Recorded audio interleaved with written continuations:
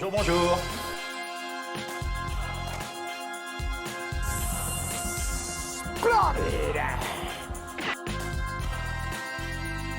It's not gonna say hello. It absolutely is going to say hello.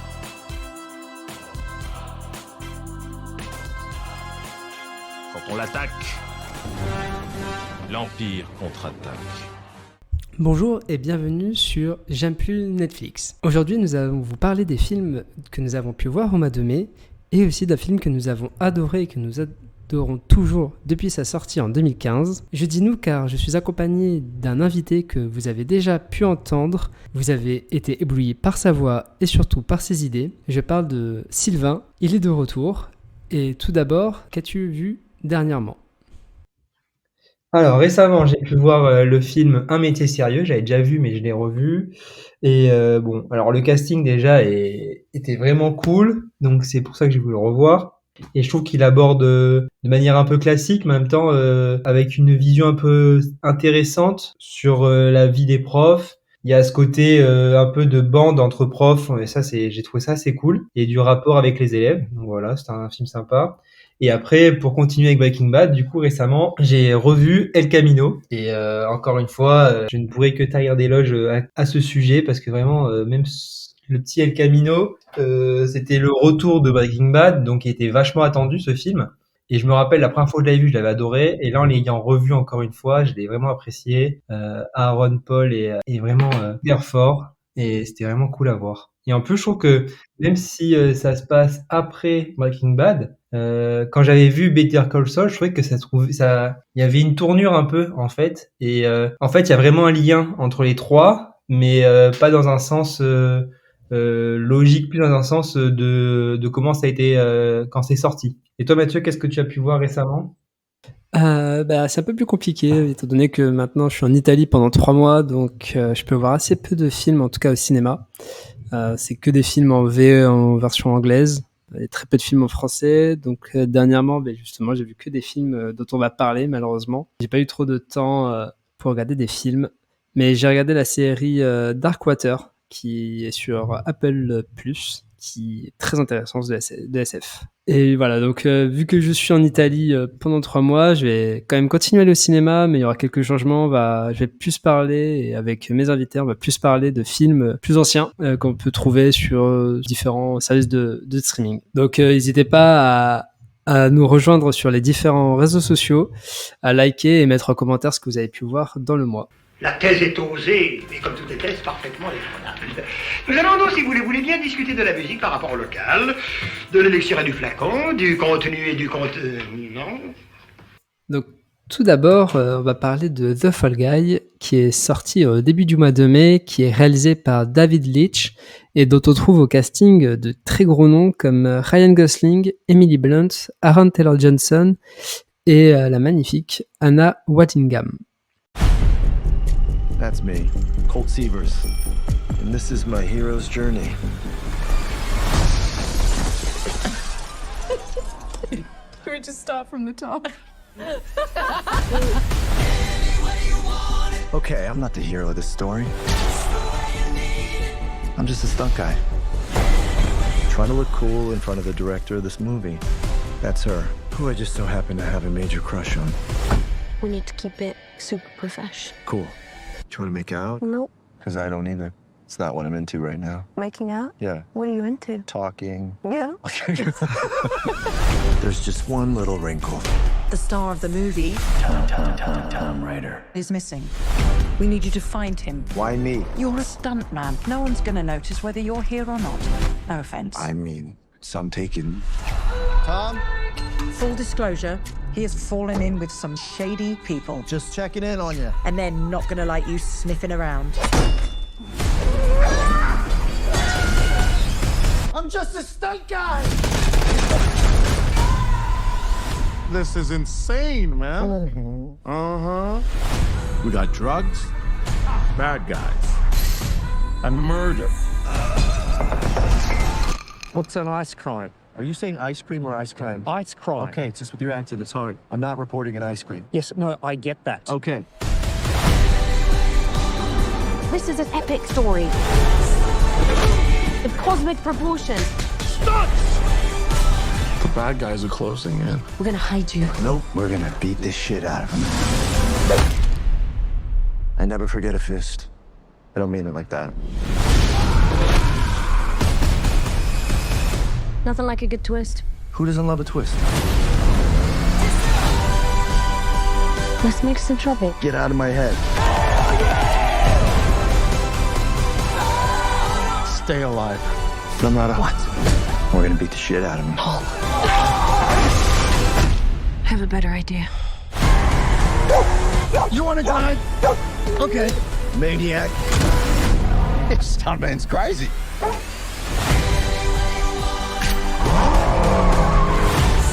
We're gonna surround him. And we beat the shit out of him. Shit. One last stunt. Going down in a blaze of glory.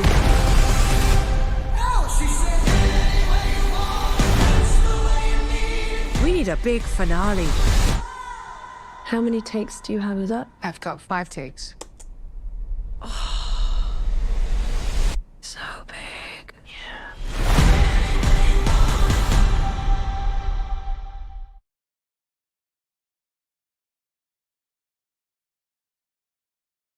Alors déjà, Sylvain, pourquoi tu as voulu aller le voir au cinéma?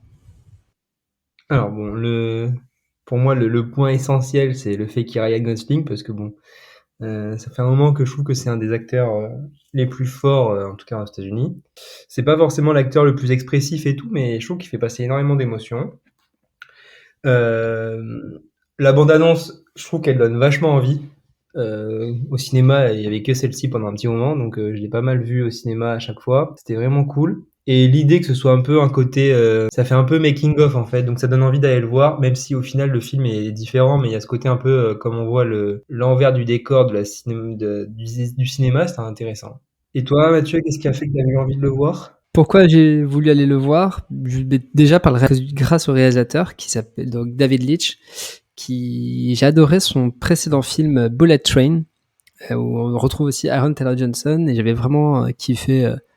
Au-delà de l'histoire qui est quand même assez basique, c'était surtout certains plans et justement cette envie d'avoir beaucoup de cascades. Et encore une fois, comme toi, j'ai voulu le voir pour Ryan Gosling. Je trouve que comme tu l'as dit, c'est un des meilleurs acteurs de sa génération, et il s'est joué tant dans des drames et les comédies, comme on peut le voir là. Je trouve qu'il a un sens comique très différent de ce qu'on peut voir de la part d'autres acteurs. Et ouais, justement aussi cette envie de parler des cascades qui me semblait très intéressante. Alors déjà, rapidement, on va reprendre un petit peu l'histoire. Donc c'est l'histoire d'un cascadeur, et ce cascadeur, après un petit pas de côté, a eu un accident et est redevenu anonyme et n'a arrêté de faire des cascades jusqu'au jour où son ex-copine ou une ancienne amie proche le demande pour son nouveau film, et il va du coup redevenir cascadeur, et il va, au-delà de ça, avoir plein d'histoires à côté. Et ensuite, quel est ton avis rapidement, Sylvain, sur The Fall Guy? Alors, je trouve que c'est un film très sympathique, malgré le fait que j'avais énormément d'attentes. Enfin, je me suis dit, ouais, c'est un peu le gros film de Ryan Gosling, où là, il va être... c'est un film un peu différent de ce qui a pu être fait récemment, puisque bon, il avait fait Barbie, mais c'était un second rôle. Et voilà, mais bon, il y a eu peut-être un peu de déception parce que je m'attendais peut-être à plus, mais au final, je trouve que c'est un bon film avec du recul. Il y a des scènes qui sont esthétiquement super, enfin très réussies. Il y a aussi des bonnes blagues par moments, il y a des moments qui sont assez marrants. Et il y a aussi des fois plus de fond, avec surtout pas mal de retournements de situation où en fait on apprend au fur et à mesure des choses qui font avancer l'histoire. Et ça, j'ai trouvé ça vraiment cool. Et la relation entre du coup l'acteur qui joue Ryan Gosling et sa copine aussi, j'ai trouvé ça assez sympa. C'est moins gnangnan qu'on peut l'imaginer. Et toi, Mathieu? J'étais un peu mitigé pour ma part. Ryan Gosling joue toujours très bien, mais au-delà de ça, et même Emily Blunt, tous les autres acteurs et actrices, j'ai eu un peu de mal sur un peu tout le film. Il y a certains plans sympas, mais ça va s'arrêter là, et le scénario est assez plutôt basique et en fait est amené et utilisé juste pour faire des cascades. Quand bien même, enfin les cascades sont assez folles, hein. Ils ont même réussi à faire un record du nombre de tonneaux réalisés lors d'une cascade, ce que j'ai trouvé assez incroyable, mais ça ne suffit pas pour faire un film en entier, quand bien même, encore une fois, c'était divertissant, mais ça s'arrêtait là, quoi. Oui, c'est vrai que je suis un peu d'accord avec ça. Mais oui, après, voilà, je trouve qu'avec du recul, en fait, peut-être qu'on s'attendait un peu à quelque chose d'énorme. Et que du coup, il y a un peu ce côté de déception. C'est un peu comme ça que je l'ai perçu. Et aussi, après, j'ai appris en regardant que c'était une série des années 80. Et je ne savais pas ça. Oui, c'est L'homme qui est tombé à pic. C'est une sorte de reprise, de remake de cette série des années 80. J'avoue, je la connais pas du tout non plus. Oui, c'est vrai que je connaissais pas, mais l'idée vient de là, en fait, je savais pas du tout. C'est bon, c'était quand même cool. Et c'est justement un remake qui a été désiré de la part de Hollywood depuis quelques années. Et c'est justement David Leitch avec ses envies de montrer les cascadeurs et de travailler avec eux qui a permis de réaliser le film maintenant. Et l'autre point que je trouve intéressant, c'est qu'ils aient vachement parlé des cascadeurs qui ont joué dans le film. Et ça, je trouve ça cool parce qu'ils auraient pu faire un film un peu plan-plan sur les cascades en général, etc. Mais ils ont vachement voulu mettre en valeur les quatre cascadeurs qui ont doublé Ryan Gosling. Ça, je trouvais ça cool quand même. Ouais, ben oui, on a pu les voir lors des avant-premières. Oui, on a pu voir, il y avait un gros marketing sur les cascadeurs. Donc que ce soit lors des avant-premières ou même à la fin du film, on pouvait les voir différents moments et les différents cascadeurs. C'est un point très intéressant et c'est justement depuis quelques années, beaucoup de personnes du cinéma désirent que les cascadeurs soient beaucoup plus reconnus. On peut prendre l'exemple de Daniel Radcliffe qui aimerait avoir un Oscar pour les cascadeurs. Donc concernant le scénario, on peut remarquer qu'il était plutôt basique. C'est une histoire un peu policière où on va tenter de comprendre ce qu'il s'est passé. Perte justement de l'acteur principal, savoir où il est, etc. On s'attend un peu à ce qui va arriver quand même, mais encore une fois, le film est aidé quand même par la prestation de Ryan Gosling et de Emily Blunt, que je trouve vraiment fabuleux. Ouais, je trouve que Ryan Gosling a quand même un tempo comique assez hors norme et on le voit assez peu. Et je trouve ça plutôt pas mal qu'il continue et qu'il alterne entre des films plutôt dramatiques et des comédies un peu dans le genre qu'on a pu voir là. Ouais, c'est vrai, il y a un peu cette impression où il veut un peu faire ce qu'il a envie et pas uniquement se cantonner un style de rôle. Et ça, je trouve ça vraiment cool de sa part. Ouais. Et surtout qu'il a eu quand même une partie avec beaucoup de films plutôt, on va dire, sombres et dramatiques, comme le Blade Runner 2049, Song to Song, ou alors First Man, Damien Chazelle, encore une fois. Et là, on le voit on dirait qu'il kiffe vraiment jouer et c'est très apprécié. Et justement, on parle beaucoup de Ryan Gosling et on aimerait vous parler de quelques films qu'on a appréciés dans sa carrière. Pour ma part, c'est surtout The Nice Guys que j'ai pu voir au cinéma. C'est une comédie réalisée par Shane Blake qui est, je trouve, le premier film où on peut voir Ryan Gosling dans une bonne comédie et qui est policière, et on va retrouver un gros casting aussi avec Russell Crowe par exemple. Et ouais, le film il a un tempo comique, il y a des scènes qui sont géniales et qui restent dans la tête quand bien même ça fait 8 ans qu'il est sorti. De ton côté, tu avais un autre film avec Ryan Gosling, Sylvain, à nous proposer. Oui, alors déjà par rapport à The Night Guy, je trouve que ce qui est stylé sur ce film-là, c'est le côté un peu 80s, 90s. Et ce côté où il a un peu cette tête toujours quand il fait sourire Ryan Gosling, il a toujours ce regard-là, genre, vraiment marrant. Et donc dans un rôle totalement différent, mais qui m'a moi vachement marqué par rapport à Ryan Gosling, c'est The Place Beyond the Pines, parce que c'est la construction du film, elle est très remarquable parce que c'est quelque chose qui est pas ordinaire, on va dire. Et le rôle qu'il joue là-dedans, c'est pour moi dans les 3 petites histoires qu'il y a, on va dire, c'est celle qui ressort le plus et c'est celui qui marque le plus ce film. C'est pour ça que j'avais vachement adoré quand il était sorti. Et voilà. Et après, il y a un autre film qui m'avait toujours plu par rapport à Ryan Gosling et qui, pour moi, ressemble un petit peu à au rôle qu'il peut avoir dans The Nice Guys ou dans The Fall Guys. The Fall Guy d'ailleurs. C'est Gangster Squad, où c'est un film un peu dans ce côté rétro, avec en plus le côté où il joue le beau gosse, mais un peu il y a un peu c'est un peu un film qui mélange plein de choses, dont un peu la comédie. Et je l'avais trouvé très intéressant dans ce film-là, et il m'avait fait bien kiffer, on va dire. Ouais, c'est vrai que ce sont deux films. Ryan Gosling joue toujours à la perfection, et ouais, ce côté un peu policier qu'on retrouve dans les films qu'on a pu parler de Ryan Gosling. Là. Pourquoi pas un fruit de bédéhu? Non, je crois pas. Non? Tu veux pas un fruit de bédéhu? Ah, c'est bon d'être chez soi. Alors, maintenant qu'on a parlé de The Fall Guy et de Ryan Gosling, il y a quelque chose qui nous a un peu marqué dans ce film-là, c'est le fait que certaines scènes nous font vraiment penser à Mad Max, avec tous les effets spéciaux, etc. Fury Road, Mad Max Fury Road, où les cascades sont impressionnantes dans ce film-là, dans Fury Road, et donc il y a un peu ce rapport avec la couleur et plein de choses qui sont assez intéressantes. Et donc c'est pourquoi maintenant on va vous parler de ce film-là, parce que donc de Mad Max Fury Road, parce qu'on trouve qu'il y a un peu un hommage aussi de The Fall Guy, il y a un peu cet hommage vers ce film, donc Mad Max Fury Road.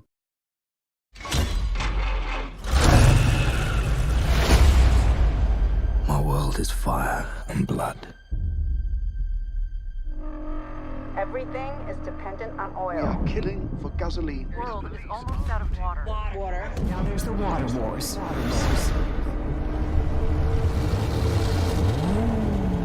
Here they come again.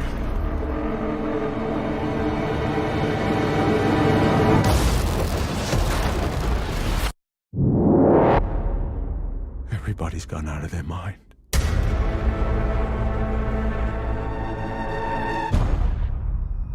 You're not the only one, Max. Out here, everything hurts. You want to get through this? Do as I say. Now pick up what you can and run.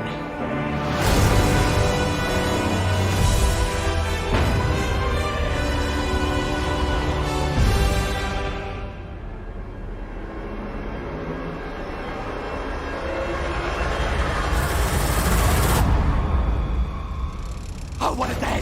What a lovely day!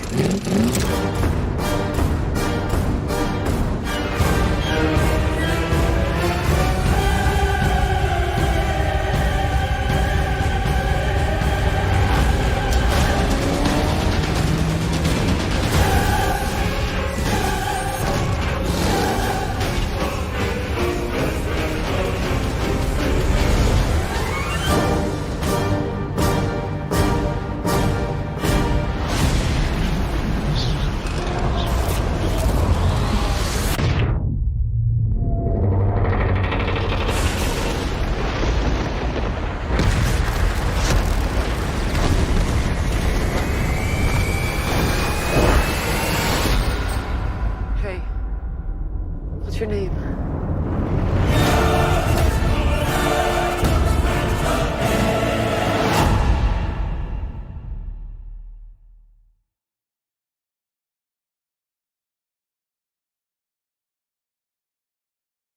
Oui, clairement.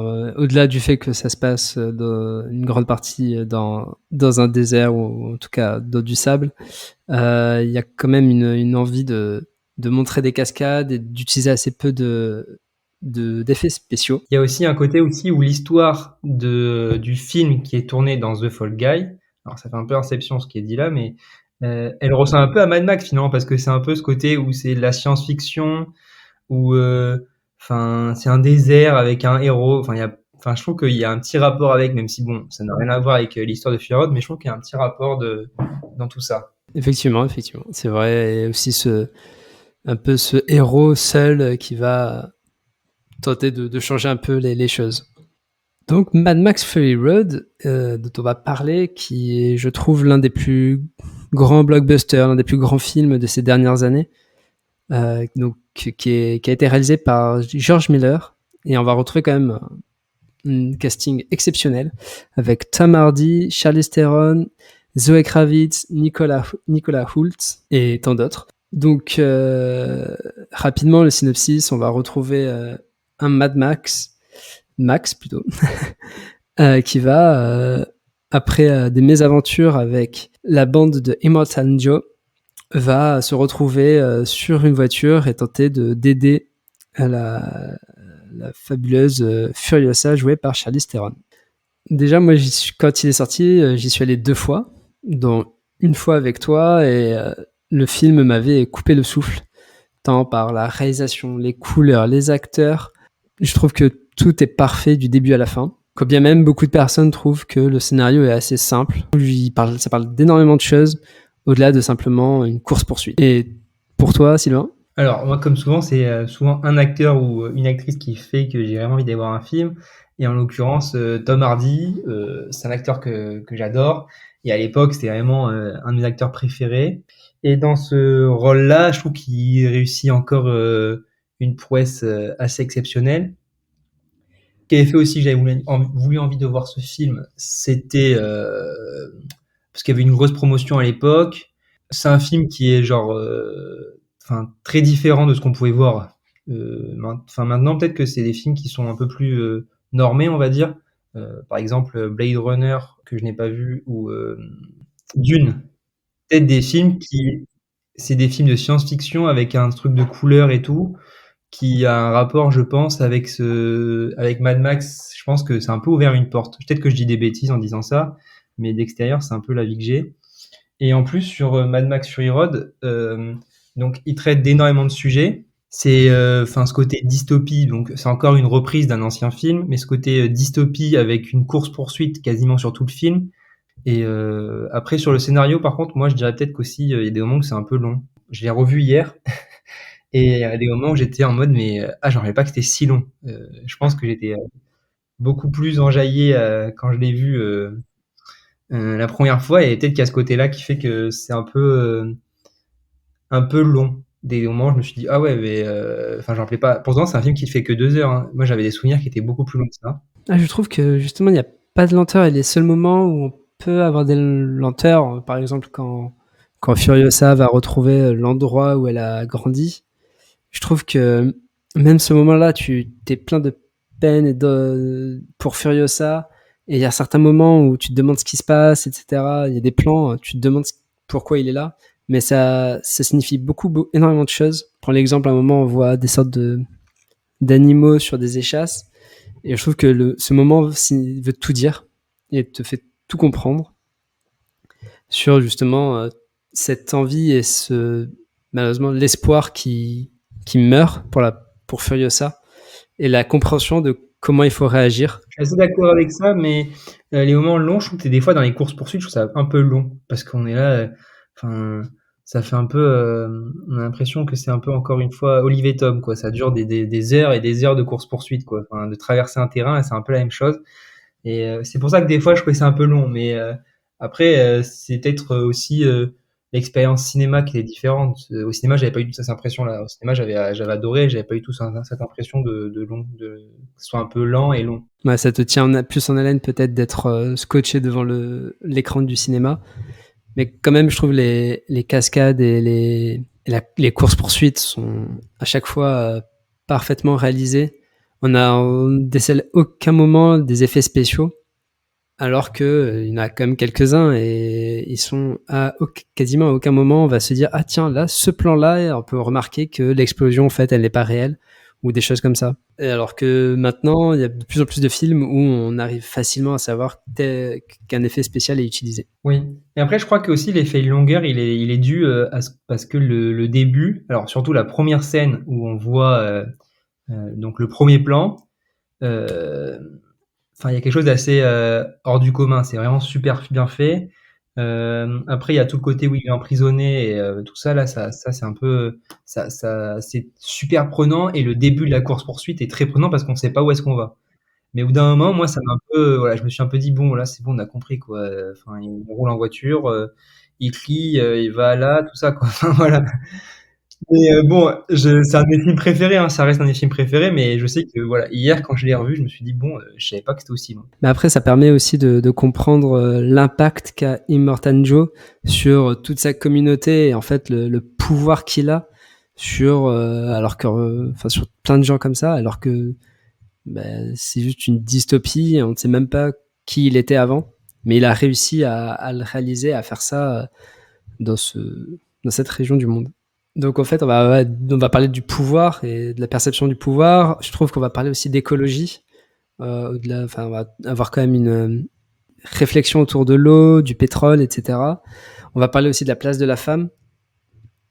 Et justement, je trouve que c'est très bien amené. C'est jamais avec des gros plans, des gros mots, disons, en te disant regarde, là, tu vois, je vais te faire un peu une expression, je vais t'expliquer un petit peu l'écologie, la féminisation, etc. Et je trouve que justement, George Miller, sur tous les films qu'il a pu faire, c'est toujours comme ça.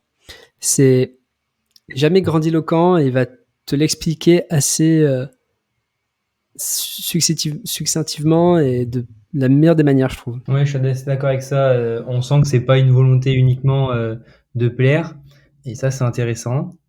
Et c'est des sujets, oui, forcément, qui tiennent à cœur, qui ont une réelle envie, quoi. C'est du cinéma comme il y en a pas forcément beaucoup maintenant, parce que bon, il y a beaucoup de films qui vont se dire avec une idéologie ou autre, mais bon, c'est parce qu'il y a un calcul du chiffre qui a été fait derrière. Et là, j'ai pas l'impression que c'était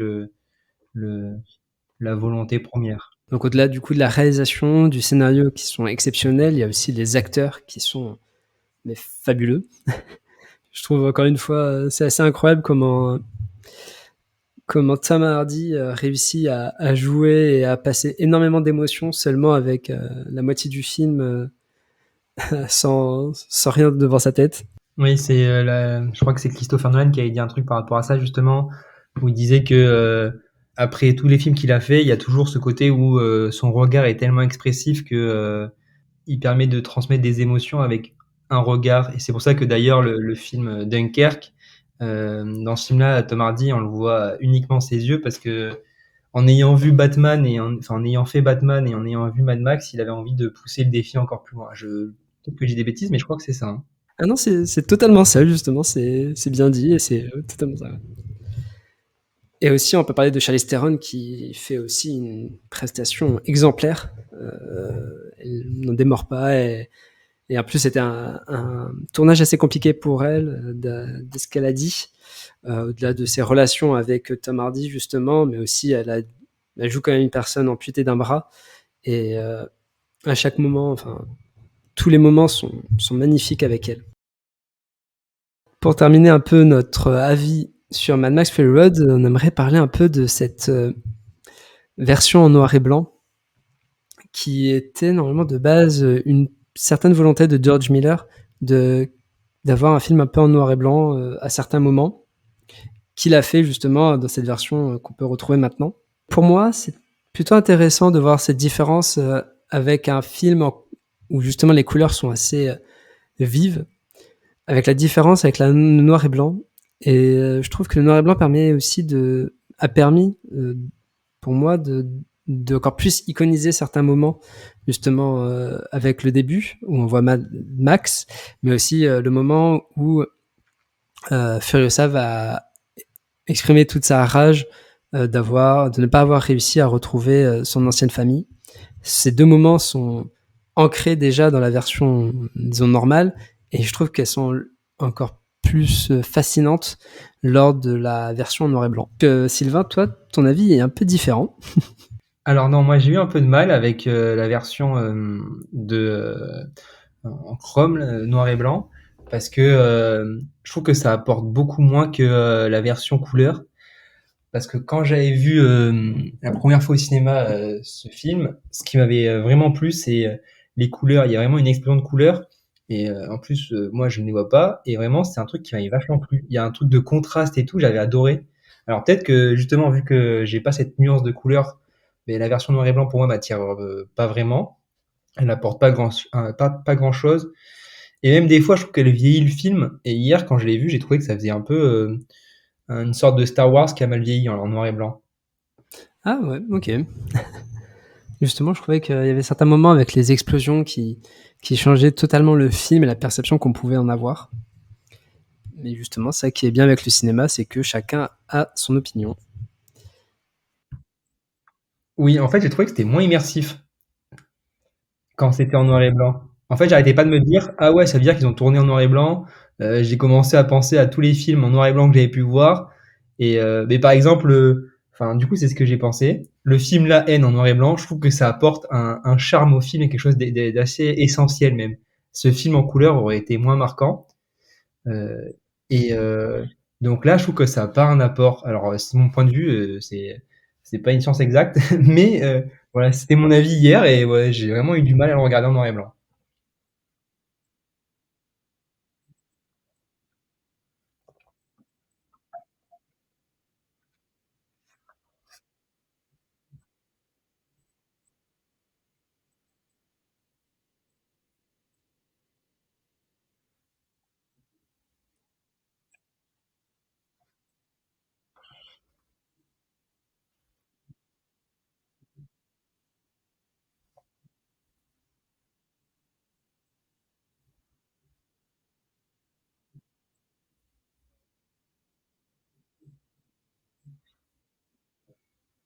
C'est vrai, mais aussi parce qu'il y a eu quelques films récemment, je pense, qui ont été marquants en noir et blanc. Bon, The Artist, parce que bon, je suis pas forcément le mec qui va le plus en cinéma, mais ça a quand même remporté un Oscar et ça a été un film marquant pour une génération. Et du coup, il y a, je pense, beaucoup de personnes qui font des films qui ont envie d'avoir un peu ce même rapport au noir et blanc, mais pour autant, je suis pas sûr que ce soit quelque chose qui plaise aux gens de manière générale, en fait. Effectivement. Pour finir, de mon côté, j'aimerais vous parler d'un autre film de George Miller qui est passé beaucoup trop inaperçu et que je trouve, mais qui a été réellement pour moi l'un des meilleurs films, si ce n'est le meilleur film de 2022, qui s'appelle 3000 ans à t'attendre. C'est un réel conte sur justement sur les contes, et on va trouver en fait une historienne qui va découvrir un génie lors de son voyage, et il va se passer plein d'interactions entre eux, et déjà les acteurs et actrices sont magnifiques de bout en bout, Idris Elba et Tilda Swinton. Et ce film m'a accroché du début à la fin, la musique est folle, tout est incroyable, mais malheureusement il est passé très inaperçu. Donc pour moi, je vous conseille vivement de voir 3000 ans à t'attendre. Et Sylvain, toi, c'est pas un film qui est sorti que tu veux nous proposer, c'est un film avec Tom Hardy qui sort dans les prochaines semaines. Alors moi j'ai envie de vous parler de The Bike Riders, l'accent est au rendez-vous. Donc c'est un film sur une bande de motards avec donc Tom Hardy en rôle principal, je crois bien. Ça a l'air intéressant, un peu différent de ce qu'on peut voir en ce moment. J'ai l'impression qu'il y a un traitement de l'image qui est assez original. Donc c'est un peu ce rapport avec Mad Max Fury Road où justement à l'époque c'était assez novateur. Et puis en plus voilà, c'est un film de Tom Hardy où il y a des motos, donc voilà, moi ça m'attire vachement. Il me tente d'aller le voir. Il sort dans quelques semaines, enfin quelques jours même. Donc voilà, c'est un film je pense qui va être assez cool. Ah oui, et en plus on risque d'en parler dans ce podcast parce qu'il y a un des réalisateurs que j'adore, Jeff Nichols, qui est derrière la caméra. Donc c'était notre avis sur Fury Road qu'on a adoré. Et avant de passer justement au préquel qui est sorti dans le mois de mai, n'hésitez pas à vous abonner sur Instagram, à liker les publications et à commenter ce que vous avez pu voir et vos avis sur les différents films dont on parle. Donc maintenant on va parler de Furiosa, le préquel à Mad Max sur Furiosa justement, où on va retrouver quand même un casting très intéressant avec Anya Taylor-Joy, Chris Hemsworth, encore Tom Burke. Donc je suis le seul parmi nous deux à l'avoir vu. Et mais déjà, est-ce que Sylvain, toi, c'était quand même un film que tu veux aller voir ou pas? Whatever you have to do, however long it takes. Promise me you'll find your way home. Furiosa, give me this promise.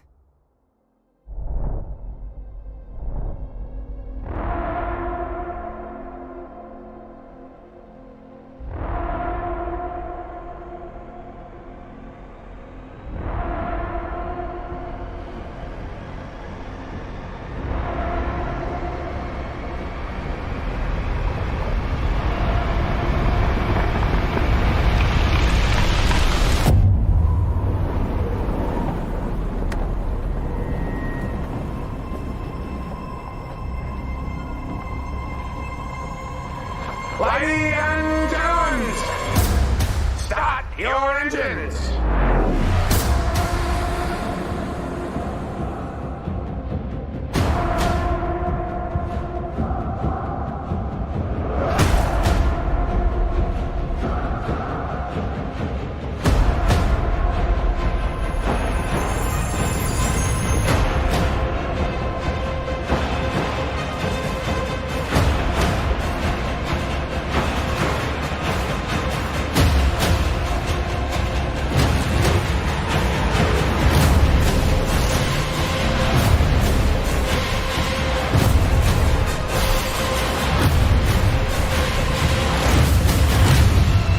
I'm Furiosa! The darkest of angels.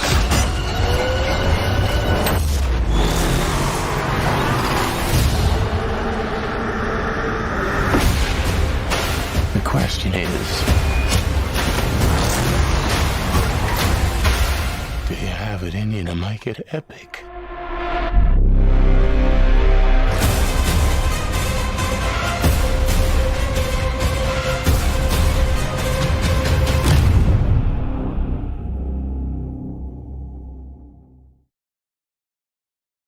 Oui et non, parce que si c'est un film que j'avais vraiment voulu aller voir au cinéma, ça ferait un moment que j'y serais allé.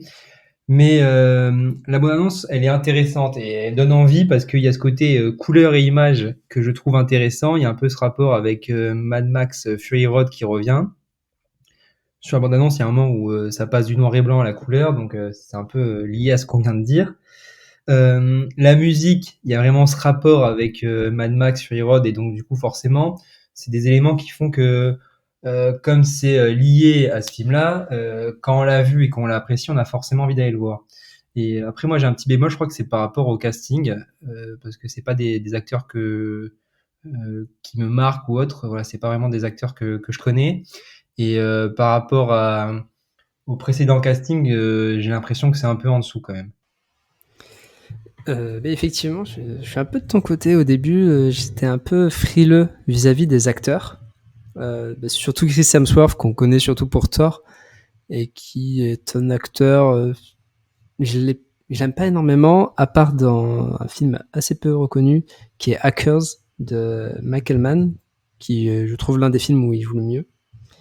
Et oui, la musique, tu le dis, c'est encore Junkie XL qui est derrière, et la musique est encore une fois incroyable, elle est très belle, ça prend pas trop de place vis-à-vis du film, mais justement, c'est un bon moyen de se plonger dans le film. Et donc, moi, pour mon côté, ça a été un gros coup de cœur, malgré le fait que je l'ai vu en version sous-titrée italienne, ce qui m'a permis d'apprendre des mots en italien. Et donc, concernant les acteurs, tout d'abord, vu que c'est un des derniers points dont tu as parlé, et je trouve Chris Hemsworth déjà... Je trouve que c'est peut-être l'un des films avec Hikers où il joue le mieux. Il a un accent australien magnifique. Il y avait des moments où j'arrivais même pas à comprendre tellement, et même l'italien m'a aidé à comprendre. Et Anya Taylor-Joy, qu'on a pu voir dans énormément de films et qu'on voit maintenant partout. Dès qu'il y a besoin d'une actrice forte, c'est elle qu'on va trouver. On l'a pu voir dernièrement dans The Menu. Et justement, elle joue très bien Furiosa. Quand bien même de base, ça devait être Charlize Theron qui devait reprendre le rôle au tout début, mais à cause de calendrier aussi des problèmes qui se passaient lors du premier film, elle a dû refuser. Mais les acteurs sont très bons. J'avais un peu peur au début lors de l'annonce de ces deux principaux acteurs. Et finalement, ça m'a convaincu dès les premières scènes. Chris Hemsworth joue tant le débile que le mec effrayant. Donc c'est un bon côté. Et je trouve que justement la bande-annonce ne donne pas très envie pour le film par rapport au film. Certains effets spéciaux sont mal réalisés, sont pas aboutis, alors que dans le film on ne les voit pas du tout justement. Encore une fois, George Miller a très bien réalisé entre les scènes avec des effets spéciaux et sans, et les cascades encore une fois sont très bien réalisées. J'ai l'impression qu'il y en a quand même un peu moins. Il a préféré utiliser des effets spéciaux. Mais pour conclure, je vous invite vraiment à aller voir Furiosa au cinéma, tant par l'explosion de cascades, d'effets spéciaux, les acteurs, etc. Et oui, même Chris Hemsworth, qui, en fait, ça dépend des films. Sur les films comme ça, je le trouve vraiment parfait. Il est impliqué, etc. Et je l'ai adoré. Et dans des films comme les Marvel, malheureusement, c'est un peu plus compliqué en même temps. Et Anya Taylor-Joy joue encore une fois très bien. Et George Miller, malgré son âge, reste un réalisateur qui a beaucoup de choses à nous montrer. Donc n'hésitez vraiment pas à y aller, juste surtout en plus que Furiosa a pas fait un bid, mais a quelques difficultés au box-office. On peut le voir en France et même aux États-Unis, où assez peu de monde s'est déplacé au cinéma pour aller le voir. Bon, après tant d'explications et d'envie de cinéma, est-ce que je t'ai convaincu, Sylvain, d'aller le voir ?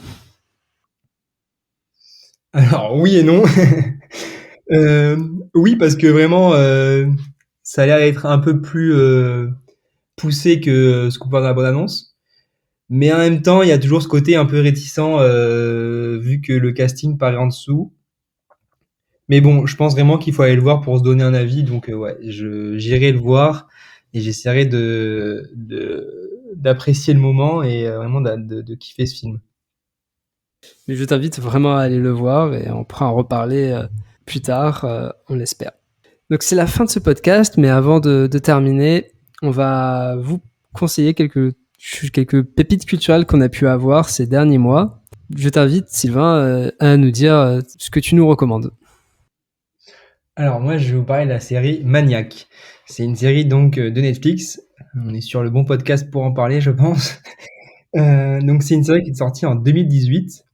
Et je me rappelle qu'à l'époque, j'attendais vachement que cette série sorte. Il y a donc, comme d'hab, moi c'est toujours le casting qui donne envie d'aller voir quelque chose. Et là, c'est Jonah Hill et Emma Stone. Donc pour moi, donc c'est vraiment deux entités, deux acteurs qui ont un peu le même parcours parce qu'ils ont commencé par les comédies classiques américaines et qui ont fait des trucs beaucoup plus sérieux après.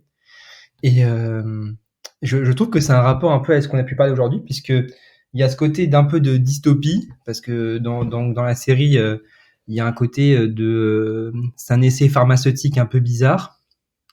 Et aussi côté couleur, parce que l'image a un traitement assez particulier. Et je l'ai vu une seule fois cette série, et ça fait maintenant 6 ans. Le temps passe vite, et pourtant, c'est quelque chose dont je me rappelle encore. Et vraiment, je me rappelle que ça m'avait marqué comme série, je l'avais trouvé super intéressante. Là, je regarde, donc je suis sur les avis qu'il peut y avoir sur Allociné et Sens Critique, et il y a des notes qui sont très fortes pour une série, 7 sur 10 sur Sens Critique et 3,8 sur 5 pour Allociné. Donc ça montre la qualité de ce programme. Et c'est comme c'est une mini-série, c'est vraiment en fait comme si c'était un grand film en fait, on va dire. Et vraiment, je me rappelle que ça m'a vraiment marqué comme série. Et toi, Mathieu, qu'est-ce que tu peux me recommander de beau pour ce mois de juin ?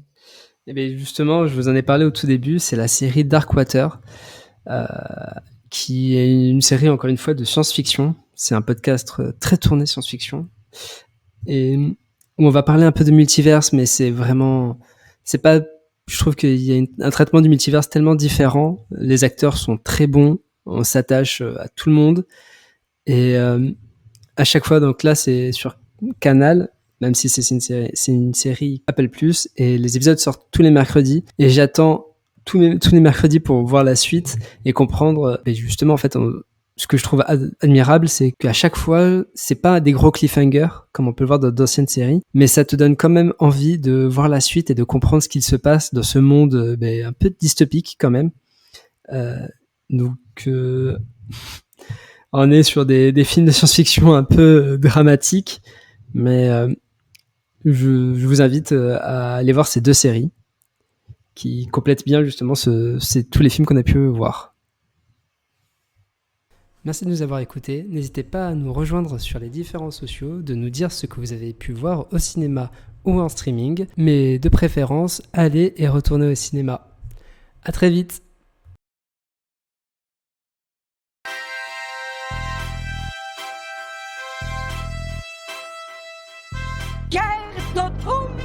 Locomotor!